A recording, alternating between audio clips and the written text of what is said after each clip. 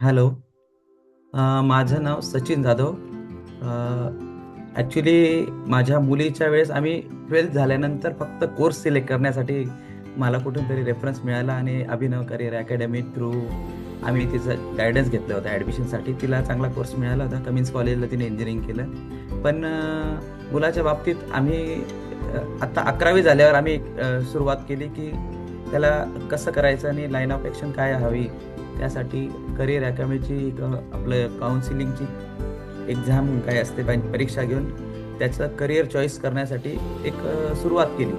तर यामध्ये त्याची काही एक्झाम घेऊन अकॅडमीने आज 1-to-1 सेशन आमचं इंटरॅक्शन घेतले.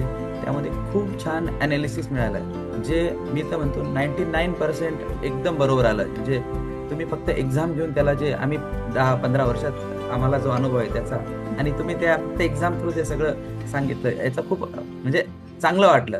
आणि करिअरच्या बाबतीत पण त्यांनी आम्हाला जे आता पिक्चर ओपन केलं, काय करू शकतो काय नाही, काय करायला हवं. म्हणजे जे काही एक वर्षानंतर आम्हाला कळणार होतं किंवा काही उद्या होणार होतं ते आम्हाला लवकर समजलं. त्यामुळे आपल्याला काही त्याच्यात करेक्शन करायला, मॉडिफिकेशन करायला एक चान्स मिळाला. हेच अजून एक वर्ष लवकर झालं असतं, म्हणजे at the end of 10th केलं तर खूप चांगलं राहील.